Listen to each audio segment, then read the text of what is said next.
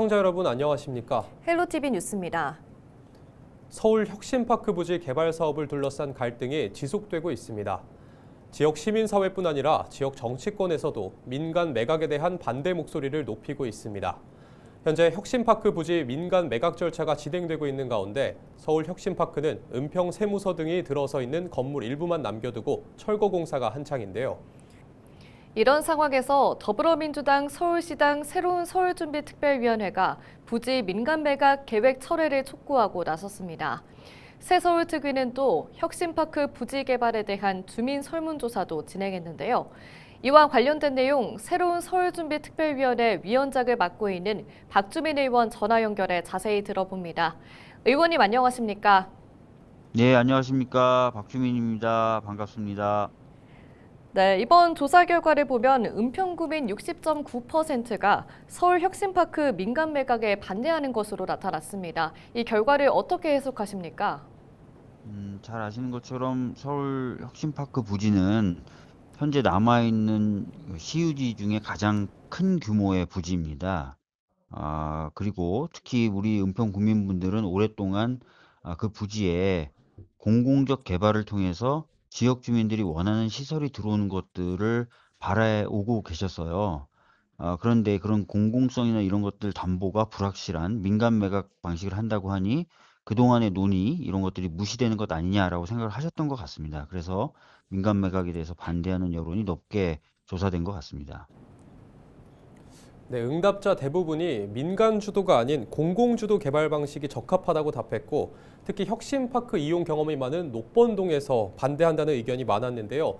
이 부분은 어떻게 보십니까? 혁신파크에 대해서는 그동안 지역 주민들이 서울 시립대 이전이라든지 또는 공공이 건설해서 운영하는 컨벤션 시설 이런 것들을 원해 오셨고 그런 내용들이 반영된 여러 정책들이 수립되고 논의돼 왔었거든요. 거기에 대한 기대가 굉장히 크신 거고 또 그 부분에 대한 기대가 여전하신 거죠. 그럼에도 불구하고 이제 민간 매각을 해서 개발하겠다라고 하니까 반대하신 거고요. 특히 녹번동에 거주하시는 분들은 이 혁신파크를 그동안 본인의 어떤 여가 생활이라든지 이런 데 있어서 활용해 오셨는데 민간의 통으로 매각하게 될 경우에는 그런 가능성 자체가 완전히 사라질 수도 있다는 우려를 하고 계신 것 같습니다. 네, 새서울특위에서는 서울시 행정에 심각한 문제가 있다고 지적하고 있는데요. 그 이유가 무엇입니까? 이번에 이제 혁신파크 관련된 설문조사, 여론조사에서도 드러났던 것처럼 소통이 없고 제대로 설명을 하지 않는 과정들이 서울시장에서 좀 반복되고 있습니다. 그리고 지역 주민들이 굉장히 선호하는 정책이라 하더라도 과거에 이제 예를 들어서 박원순 시정에서 내세웠던 정책이다 이러면은 좀 충분한 설명 없이 뒤집어지는 경우가 많거든요. 그러니까 이제 서울 시민들 입장에서는 이런 불투명성이라든지 또는 비합리성에 대해서 불만을 제기하시는 거고요. 이번 어떤 여론조사에서도 앞서 말씀드렸던 것처럼 소통 부족이라든지 이런 것들 계속 지적하고 계십니다. 네, 서울시는 이와 관련해서 이달 중에 민간 매각 공고를 진행할 계획인 것으로 알려졌습니다. 이에 대한 새서울특위의 입장은 어떤가요? 저희들이 이제 여러 차례 공개적으로든 또는 서울시를 상대로 이제 비공개적으로든 이런 식의 민간 매각 방식은 문제가 있다라고 지적을 해왔고요. 그럼에도 불구하고 서울시가 계획을 수정하거나 이렇지 않다면 저희들은 계속해서 반대 의사를 밝힐 수밖에 없고요. 그것을 통해서 시민들의 어떤 반대 여론을 조직한다든지 하는 작업들도 이어질 수 있다고 봅니다. 네, 마지막으로 주민들에게 한 말씀 부탁드립니다. 네, 혁신파크 부지는 많은 분들이 원하는, 특히 우리 지역 주민들이 원하는 시설들이 들어오는 것이 전 맞다고 생각하고, 그런 관점 하에서 기존의 서울시의 정책들도 수립되어 왔고, 집행되어 왔고, 준비되어 왔었습니다. 그런데 느닷없이 갑자기 이제 민간에 이것을 통으로 매각하는 방식을 통해서 개발한다고 해서 많은 지역 주민분들이 우려하고 계신 것으로 알고 있고요. 지역 주민들이 원하는 내용과 형식대로 개발될 수 있도록 노력을 하겠다라는 말씀을 드리겠습니다. 네, 오늘 말씀 여기까지 듣겠습니다. 지금까지 새로운 서울준비특별위원회 위원장을 맡고 있는 박주민 의원과 이야기 나눠봤습니다.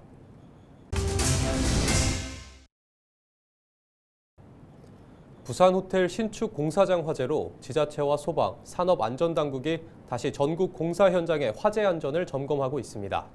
화재 예방 교육과 현장 점검을 강화하고 있지만 공사장 화재는 여전히 해마다 수백 건씩 발생하고 있습니다. 이관성 기자가 보도합니다.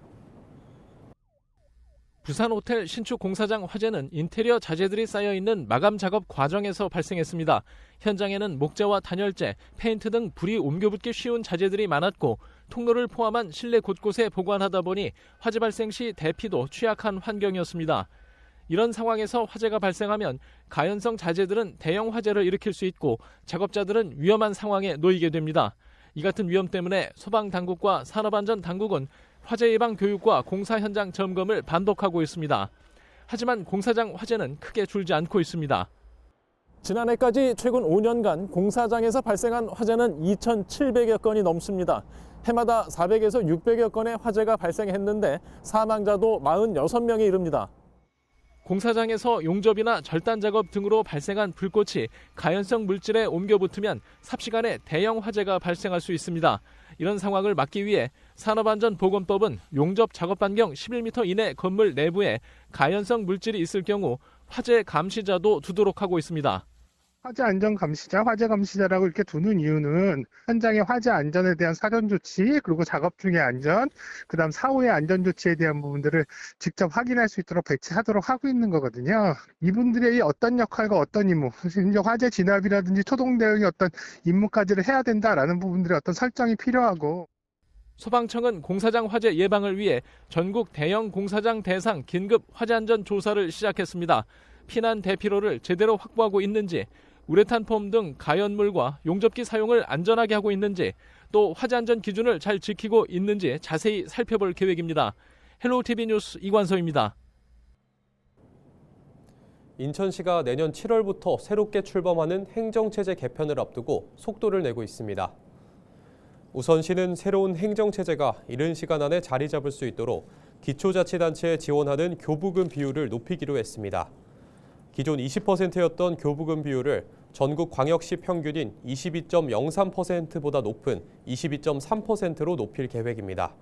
금액으로 환산하면 약 920억 원이 추가로 집행되는 것입니다. 이와 별도로 연간 100억 원 이내의 특별조정 교부금을 추가 지원해 자치구 출범을 지원하기로 했습니다.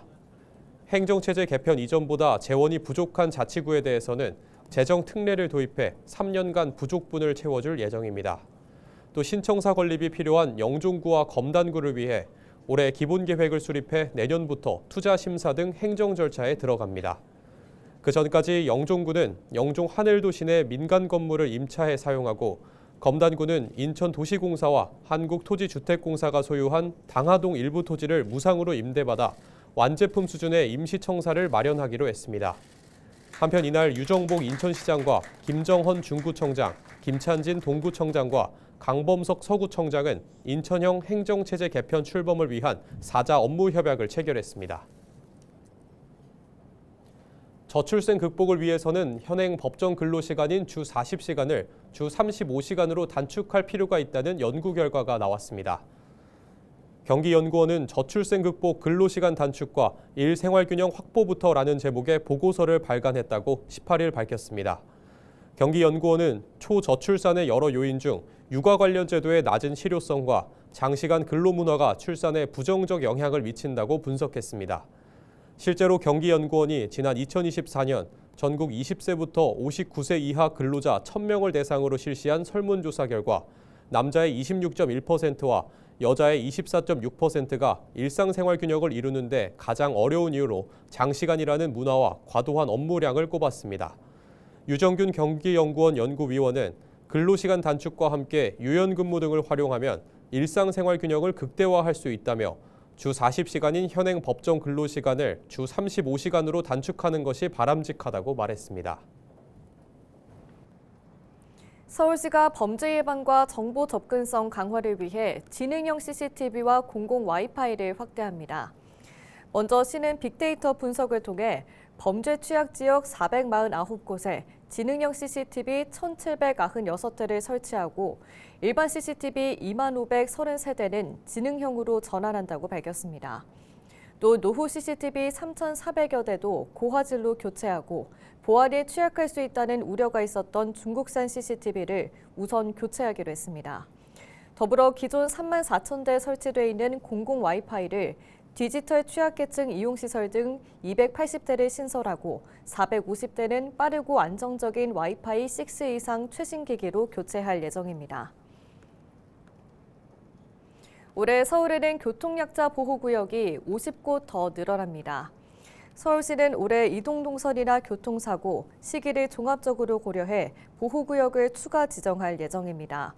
또 방호 울타리나 노란 횡단보도 같은 보행자 안전시설은 200곳에, 속도 제한 표지판 같은 운전자 인지시설은 450곳에 더 설치합니다.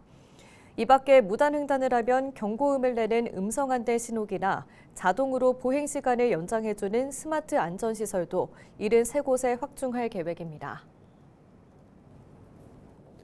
유정복 인천시장이 위안부 피해자인 길원옥 할머니의 빈소를 찾아 애도의 뜻을 전했습니다. 유 시장은 고통 없는 곳에서 평안히 잠드시길 바라며 위안부 피해자들의 명예와 존엄 회복을 위해 인천시도 최선을 다하겠다고 밝혔습니다. 한편 길 할머니는 당뇨, 연화장애, 호흡곤란 등 건강 악화로 투병 생활을 하던 중 자택에서 향년 97세의 나이로 별세했습니다. 1998년 일본군 위안부 피해자로 정부에 등록한 이후 국제사회에서 피해 사실을 증언하며 인권 회복을 위해 헌신했습니다.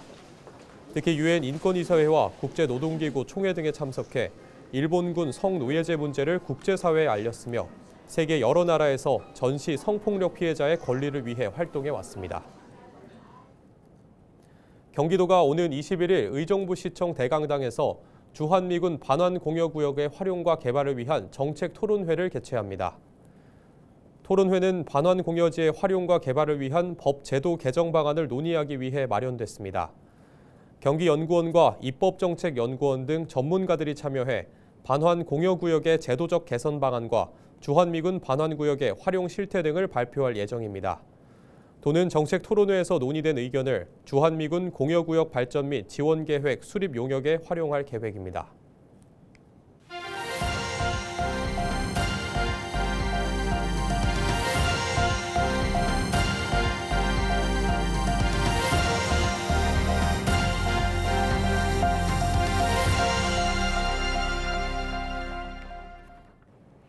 인천시 교육청이 한국교원대와 융합교육 활성화를 위한 업무 협약을 체결했습니다. 이날 협약식은 도성훈 교육감과 차우규 총장 등 양기관 관계자들이 참석한 가운데 협력 비전을 공유했습니다. 주요 협약 내용은 융합교육 활성화를 위한 인적 물적 자원의 지원과 디지털 기반 우수 융합교육 프로그램 개발 및 지원, 학교 융합 수업에서 활용 가능한 교육용 콘텐츠, 교구 개발 및 제작과 프로그램 전문 강사 인력풀 운영 및 역량 강화 지원, 대학 융합교육 프로그램 학교 보급 등 운영에 따른 상호 업무 지원 등입니다. 경기도는 농촌 인력난 해소와 농가 경영 부담 완화를 위해 지난해 한 해 동안 총 26만 3,333명의 농업 인력을 지원했다고 밝혔습니다. 올해는 안성, 파주, 여주, 연천 4곳에서 운영 중으로 외국인 근로자를 장기 고용하기 어려운 중소농의 인력 수급을 확대해 나갈 예정입니다. 도는 올해 농촌인력지원센터 운영과 계절 근로자 도입 확대, 외국인 근로자 숙소 확충 등을 포함해 총 35억 5천만 원을 투입할 계획입니다. 외국인 계절 근로자는 양주시 등 19개 시군에 지난해 2,800여 명 대비 1.5배 증가한 4,300여 명이 배정돼 인력 수급이 개선될 전망입니다. 서울시가 치료나 건강검진으로 발생하는 소득 공백을 메우기 위해 시행하고 있는 서울형 입원생활비 지원을 확대합니다. 하루 9만 1,480원 지원되던 서울형 입원생활비는 올해부터 9만 4,230원으로 인상돼 최대 14일 131만 원이 지원됩니다. 또 우선 지원 대상도 택배기사 등 이동 노동자에서 가사와 청소학습지 교사 등 방문 노동자로 확대됩니다. 뉴스를 마칩니다. 시청해주신 여러분 고맙습니다.